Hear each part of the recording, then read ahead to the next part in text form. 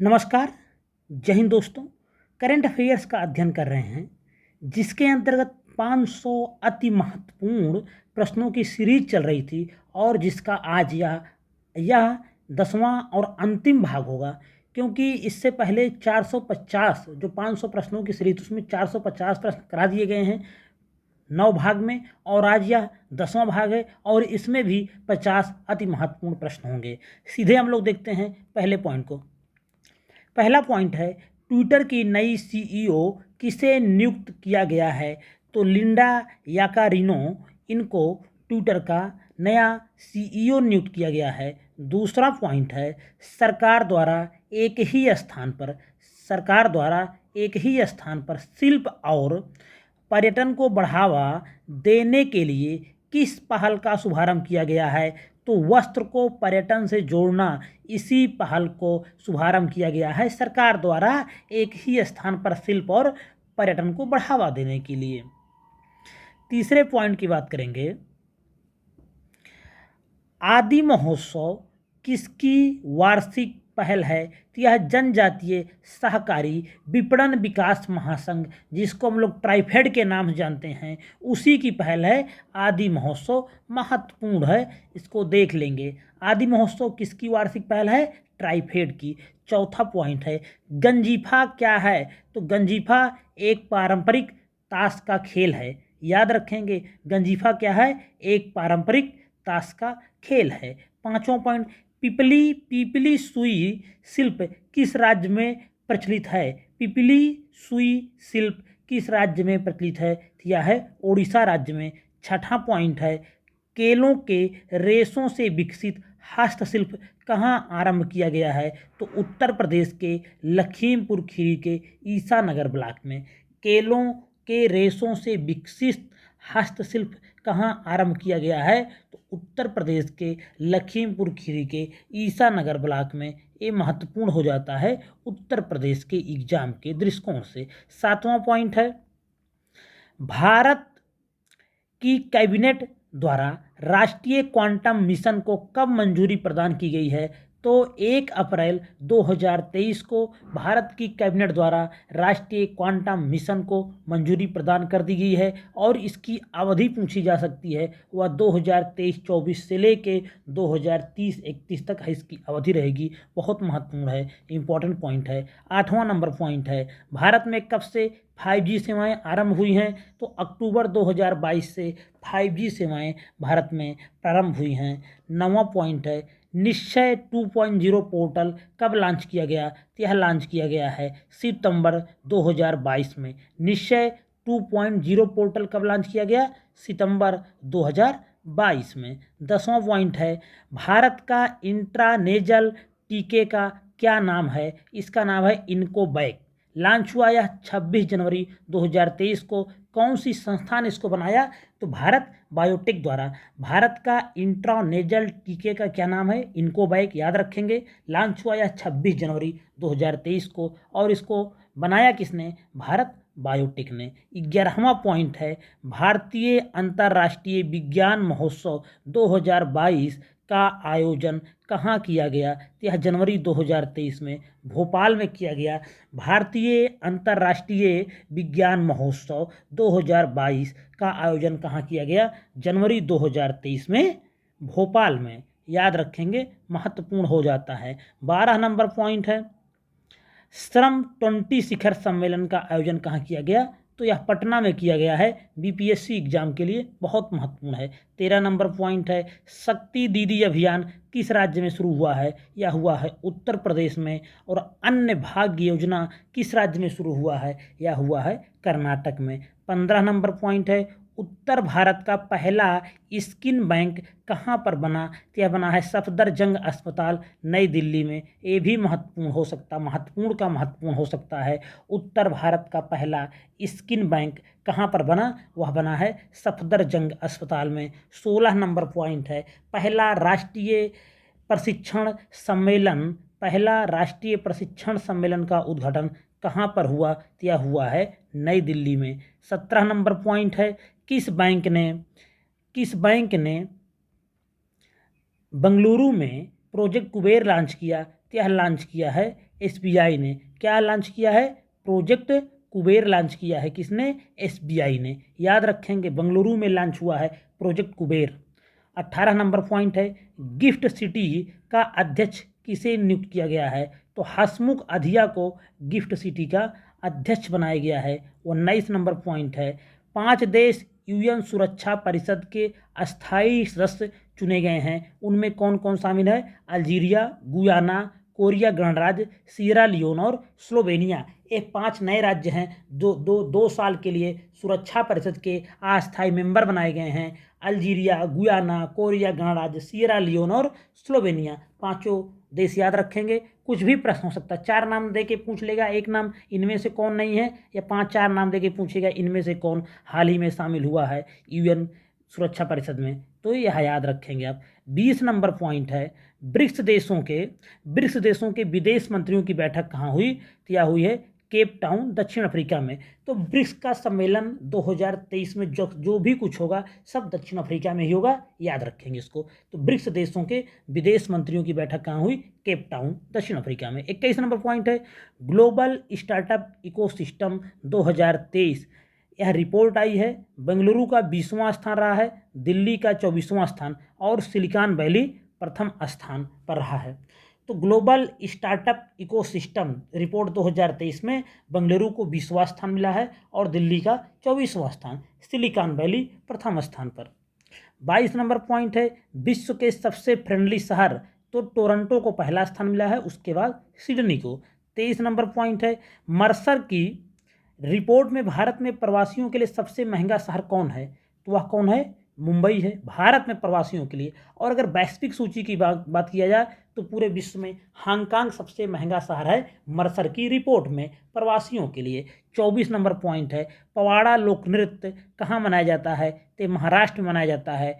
पवाड़ा लोक नृत्य कहाँ मनाया जाता है? महाराष्ट्र में, याद रखेंगे।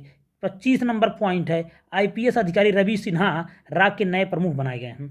आईपीएस अधिकारी रवि सिन्हा रा के नए प्रमुख हैं, बहुत महत्वपूर्ण है। 26 नंबर पॉइंट है, अमित अग्रवाल भारतीय विशिष्ट पहचान प्राधिकरण के नए सीईओ नियुक्त किए गए हैं। कौन? अमित अग्रवाल नए सीईओ बनाए गए हैं भारतीय विशिष्ट पहचान प्राधिकरण के।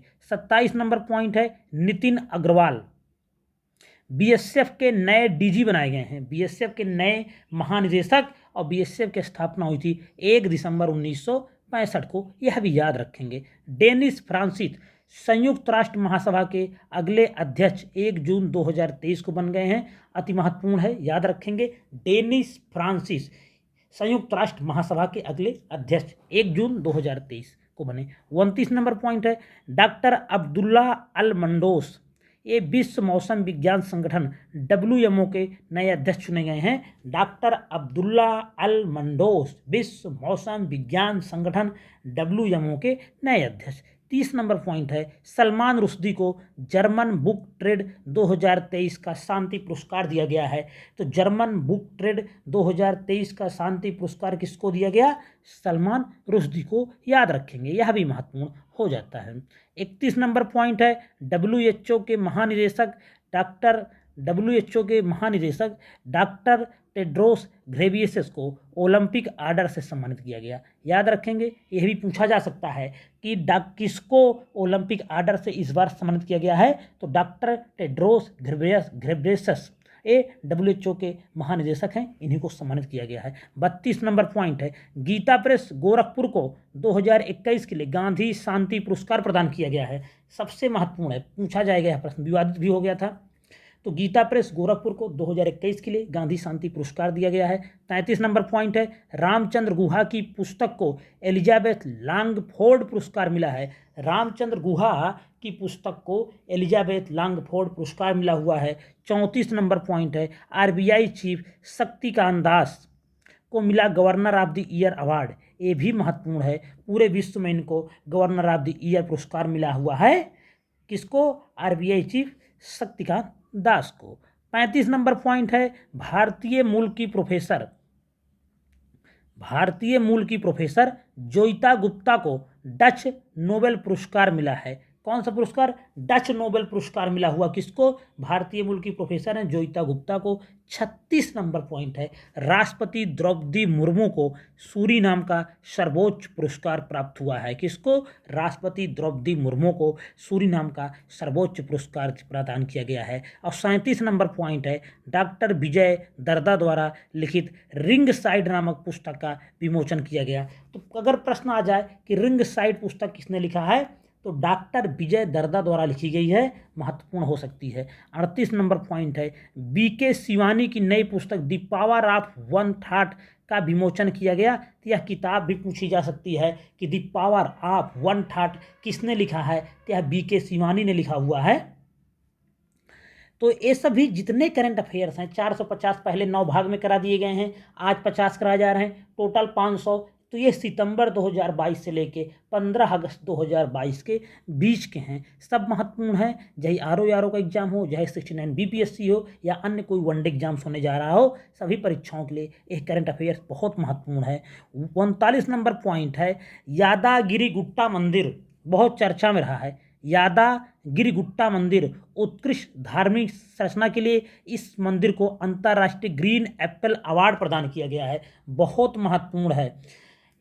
यादागिरी गुट्टा मंदिर को उत्कृष्ट धार्मिक संरचना के लिए अंतर्राष्ट्रीय ग्रीन एप्पल अवार्ड किसी हिंदू मंदिर को मिलना अपने आप में बहुत बड़ी बात है, तो महत्वपूर्ण हो जाता है यादागिरी गुट्टा मंदिर।